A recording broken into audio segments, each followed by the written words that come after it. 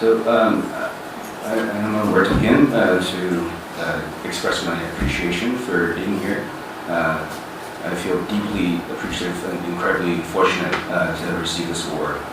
In some ways, receiving this award makes me feel that a lot of the things that I may have used to regret were just a part of the path towards this.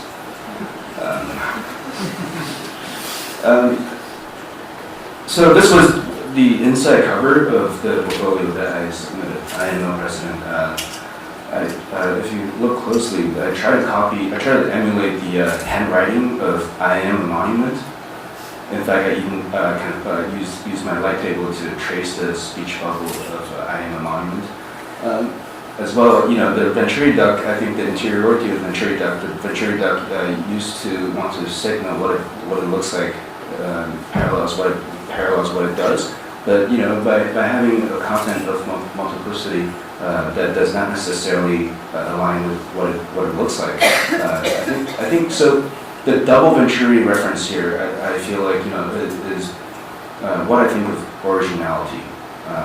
Originality is related to an expert awareness of the past, and so nothing is really necessarily unprecedented. It's just a in fact, without the expert awareness of the precedents, the next chapters cannot happen, and the nurturing of avant-garde cannot be just thought of from thin air. So in a nutshell, I draw cartoons, and I draw cartoonish architecture. I think of cartoonish things. And these are some of the drawings that I make. I really love storytelling, watching movies, and practicing lines that are kind of really beautiful lines that to my taste. As well, I think after some years, I really this is one of the conclusions I'm drawing at this point in my life. I like architecture that's hard on the outside, soft on the inside.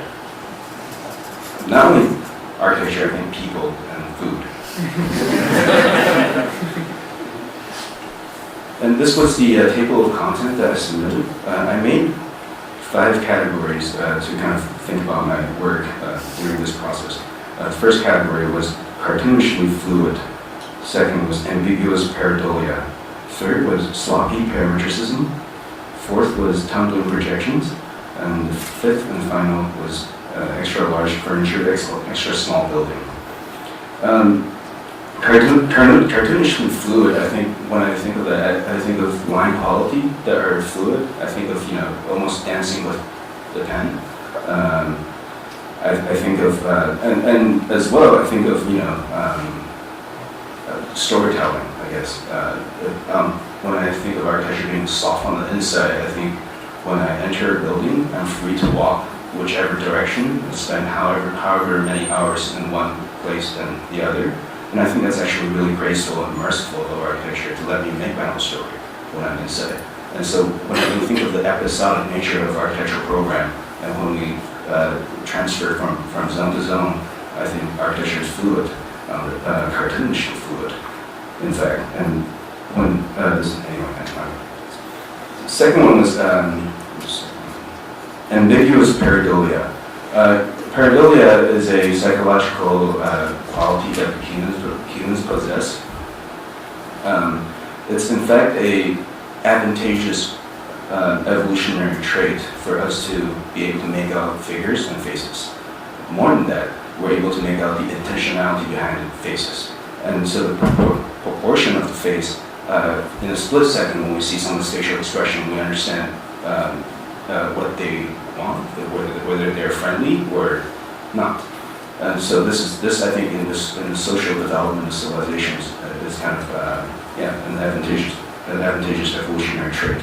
But because of that, I think proportion actually makes architecture. Proportion gives architecture the opportunity to have persona, and so in fact a city could be a collection of friends or foes. Third was sloppy parametricism. I think when I think of the control of proportions, I want to be able to control proportions to create the persona. But what's kind of conflicting here is that quality is subjective, whereas perimeter can be objective. But then I thought, if one were foolish about it and one were slightly sloppy about it, distilling the intention behind what the mood wants to be, perhaps it could be more accurate somehow. The fourth was tumbling projections. I'm interested in architectural drawings, and I like conventions such as plans and sections. So when an object is being projected in one directionality, we have a different engagement to it than suppose it were above us or in front of us. So in some of the works that I will show really deal with tumbling projections. Finally, extra large furniture and extra small buildings. I think I will also get into that through the work. And this image, I titled it Cartoonish Metropolis.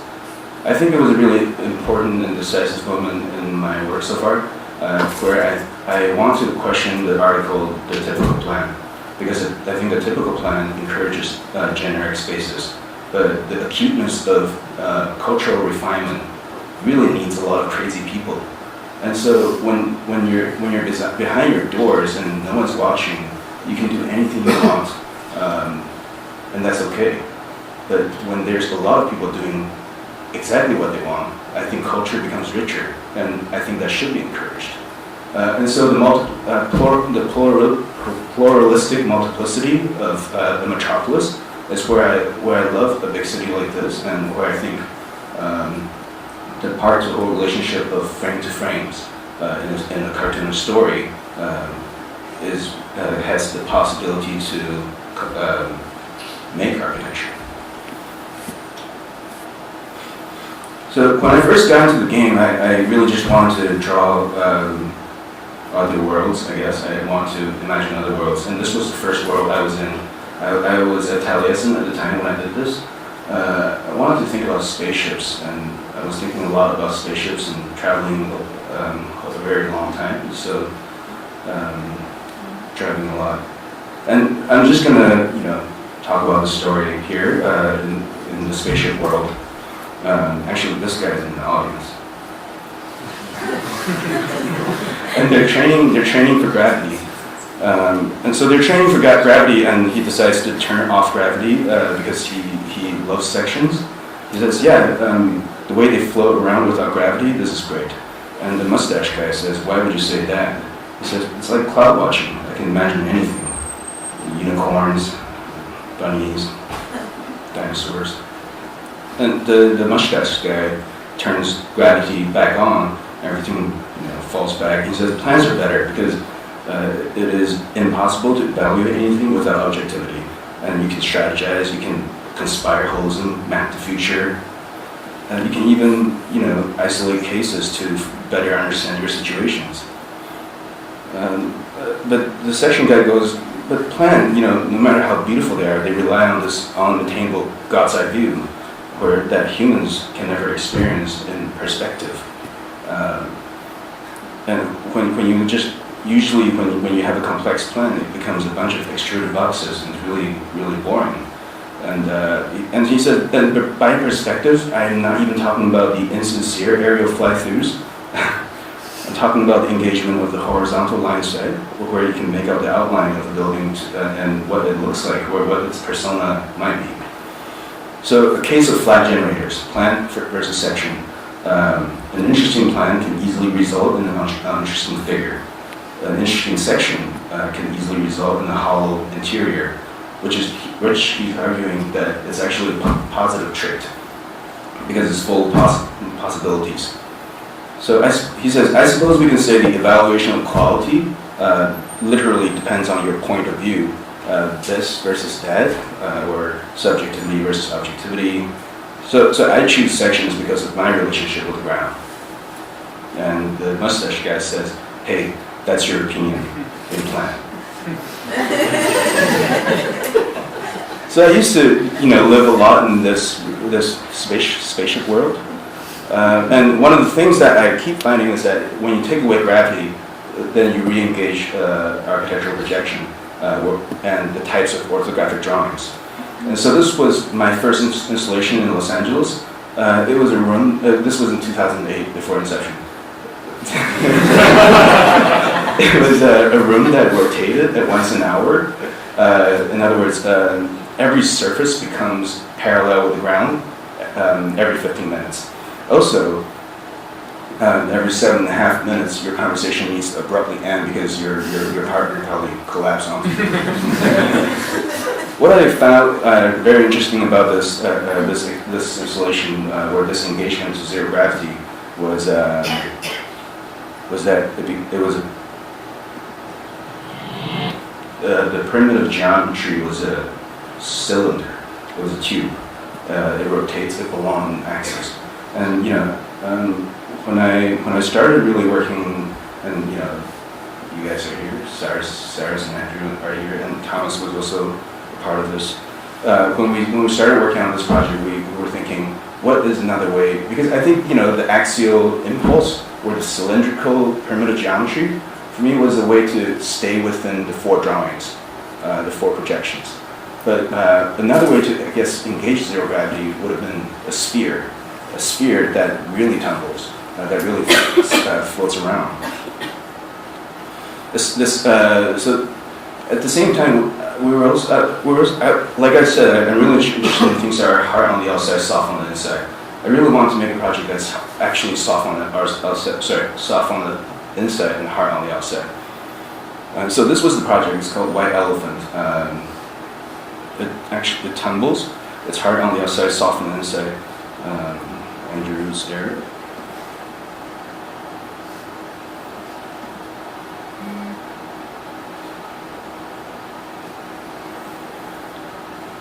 But as it tumbles, because of its proportion, it also suggests different personas. And I'm going to use this story to kind of talk about the idea of posture and persona. So here you see a caveman or primitive man stalking a deer.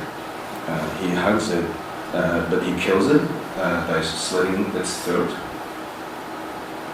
Instead of taking the flesh or meat, he skins the deer and spends all night sewing it back together and covers himself in the cloak as the first architectural detail. He then runs with his cloak and goes to the woman that he loves, and he tells her about his day, and then he dances for her. But the abstraction of his dance becomes the new skyline in her heart.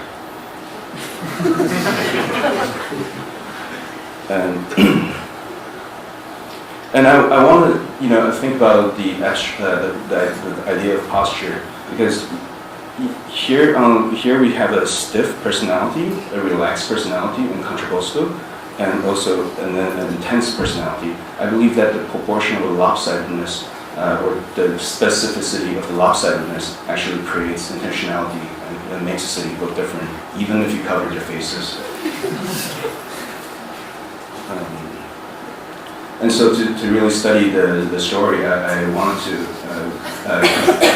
let's say, be in the driver's seat, so to speak.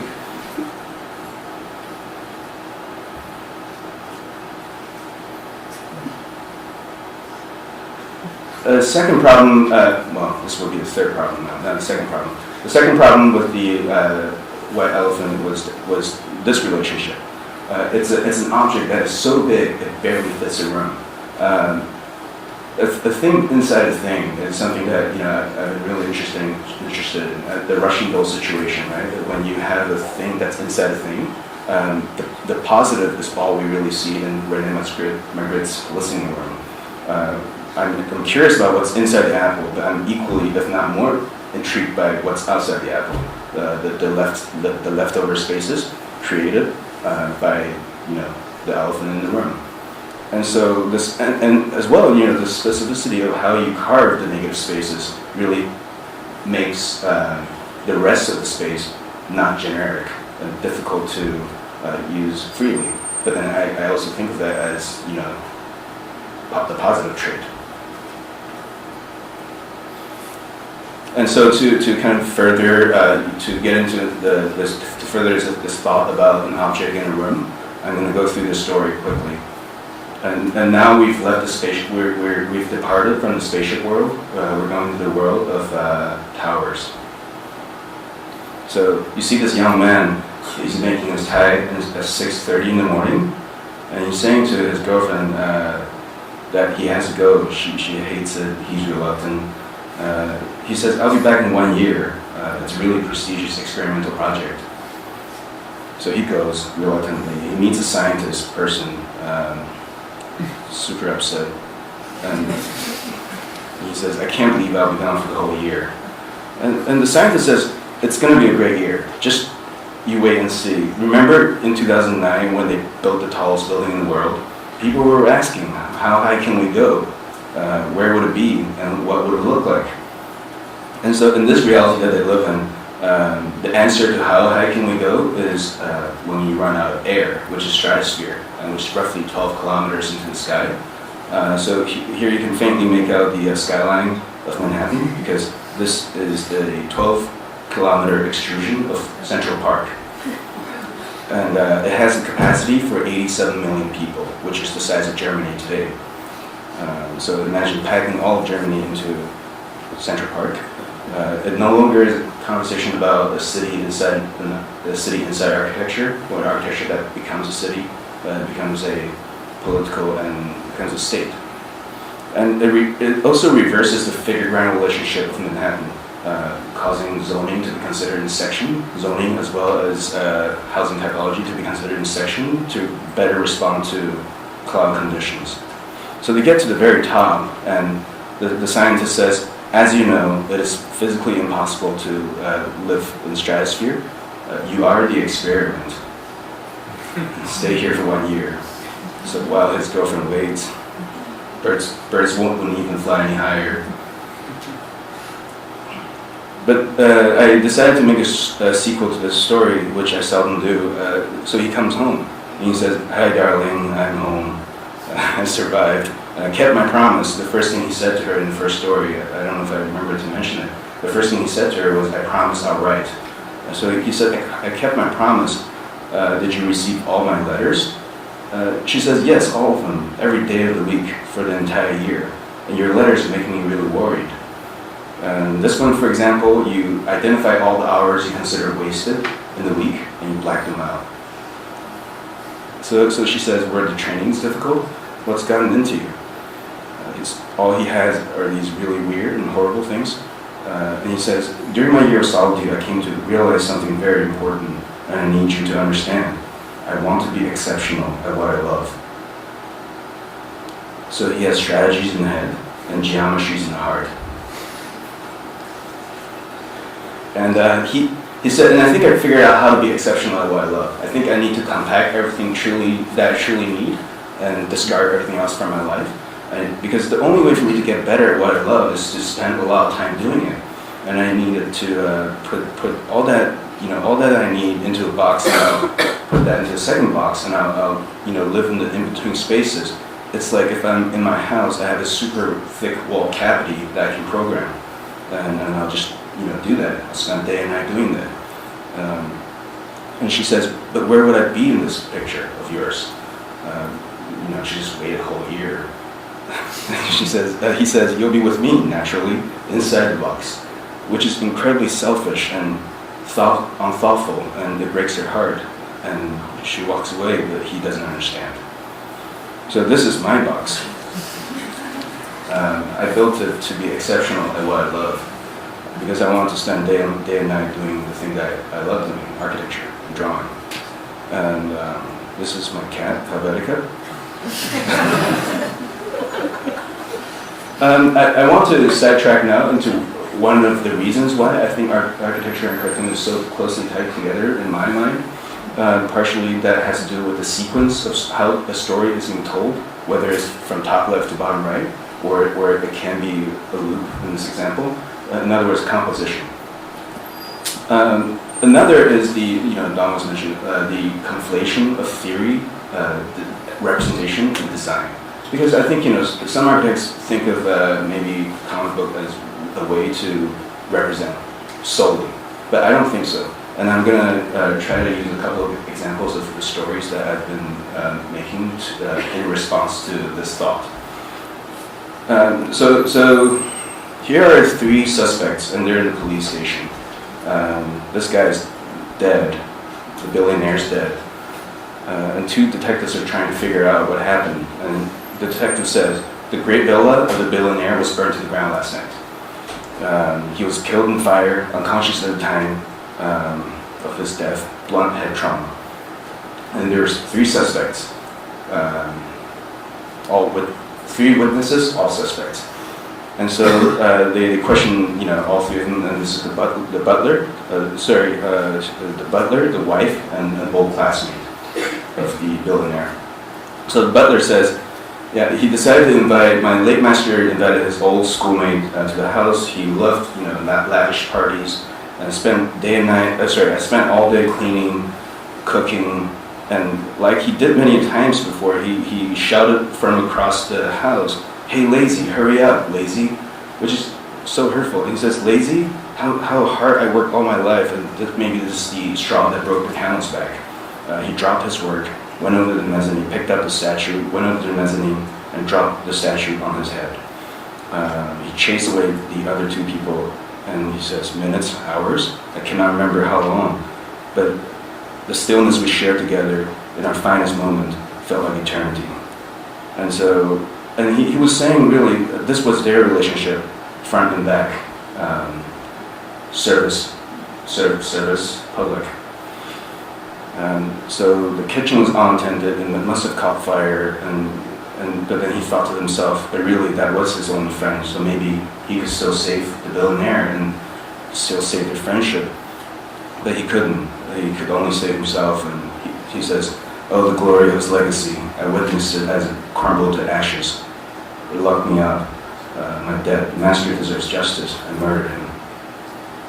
The wife's story, she was also describing the dinner, and she said it was the worst because nobody spoke, and she thought she may have glanced at the classmate, or the husband thought that she did. He abruptly called off the dinner because he was just a really jealous man. She says, if you see, my late husband was a really jealous person, and the house was designed in a way that he could see me from every corner. And she says, did I know that if I undressed, the classmate could see me from the house? How could I not know? Nothing escapes this house.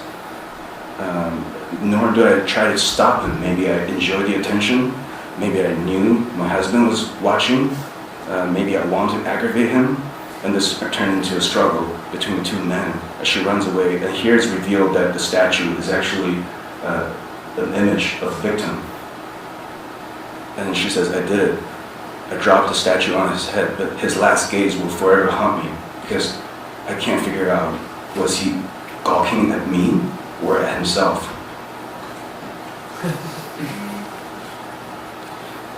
And then the classmate started talking about how after so many years he was surprised to receive the invitation, and he went, and the billionaire says, what do you think of my humble abode? Which is ridiculous because there was nothing humble about it. It was like a palace.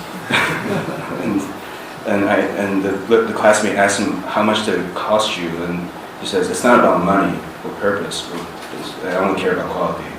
And the classmate said, I don't know what came over me. I just joked with him. I said, all this money that you have really came from an idea that we came up with together. So technically, you owe me half. Ha ha. To his surprise, the billionaire whipped out a checkbook and wrote $3.5 billion, but conveyed it with a fire pit tongue and gets him in the face and burns the money. And then he starts attacking the classmate, pushing him from room to room or from world to world. Every room was like a different world. And he says, he's right, I don't know anything about quality. Each room was a different world, a refined reality, purposeless or not. And finally he said, this was the end. I saw the statue of him, I threw it with all my despair. I wanted to liberate myself from the past. I wanted to enter a future without his shadow. So it was strange because all 3 of them confessed to the murder, basically.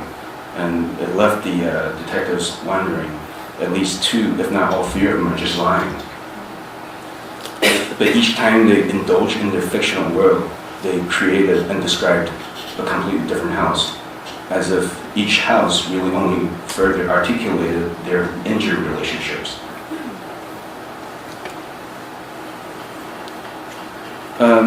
A second story that tries to be generative about architecture is this. It starts out with this guy who's sleeping with a building.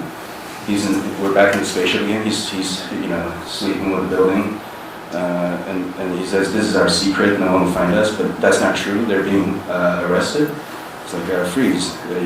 And the guy says, "Why? Is it because I'm fornicating with the building?" Detective says, "No, because you're fornicating with the wrong building." So in their world, it exists an archive of intuition. According to the parameter conduct, this thing that he's sleeping with is just ugly. And they've resolved that there are only three kinds of buildings that you're allowed to sleep with. The first kind is iconography, a crude shape exempted from the attention to detail to retain its legibility as an ideogram. The second was economy, a strong functionalism that allows a model to thrive in various contexts and conditions.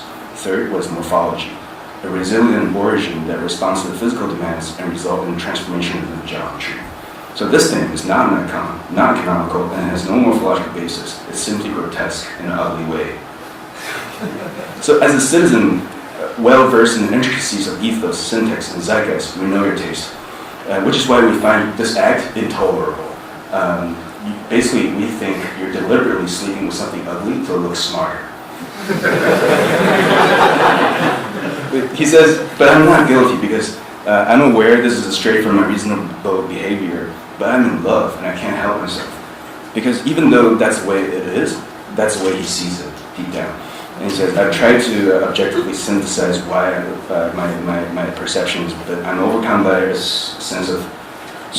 precious sense of seduction, enchanting me towards a terrible decision. And the detective says, he's right.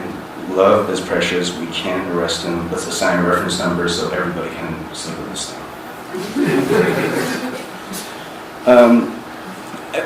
I want to also talk about the relationship between building and drawing. I think this cartoonish sensibility that I'm trying to harness isn't unprecedented. Obviously, these are some drawings from Stanley Tigerman. I think they're gorgeous, really, and fun. And so this thing, I really want to figure out a way to possibly build something that's physical, that's also cartoonish, that has the line qualities of what I want, that's something that you can walk into, become a part of the story. And so this project, actually tomorrow after our roundtable, I'm going to London to open this project at the Architecture Foundation, and this would have been called the Hefner Boys House, but we renamed it, and it was the design got totally changed. Because I'm going to be living in it, I was thinking to myself, in terms of performance artists, who would be the obvious candidate for being an extrovert? And I think there are ways we can think of. Probably is Hugh Hefner, but. Joseph Beuys took himself out of context. He staged himself, whereas Hefner invited people to his house. So I don't think the answer is that simple, which is why I think, in terms of character plasticity, of how we're being viewed, whether we're private or in public, architecture has a possibility to change us as characters. And not only the way that architecture looks like, but the way that architecture is soft on the inside.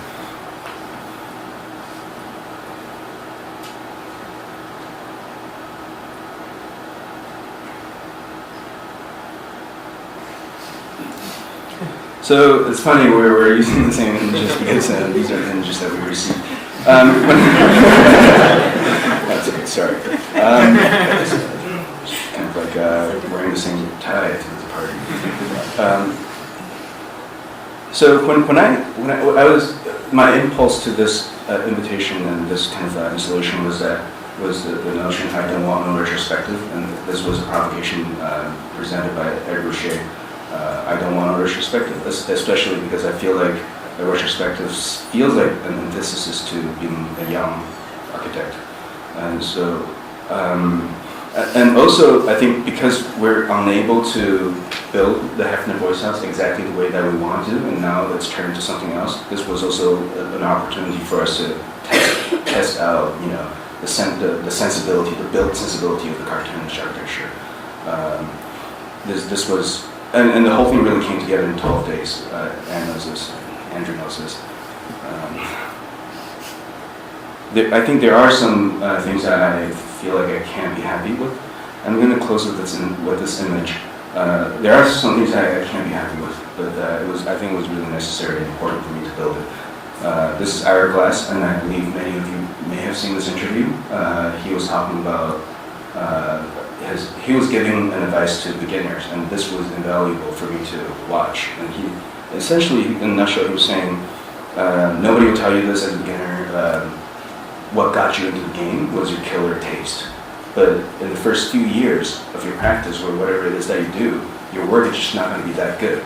And there's going to be a gap between your taste and your work. And I think, and his advice was to produce a large volume of work as quickly as possible. And I think that's what I'm trying to do. And which is why I think, this award actually has encouraged me to keep doing this sort of refinement, I guess. Anyway, thank you very much.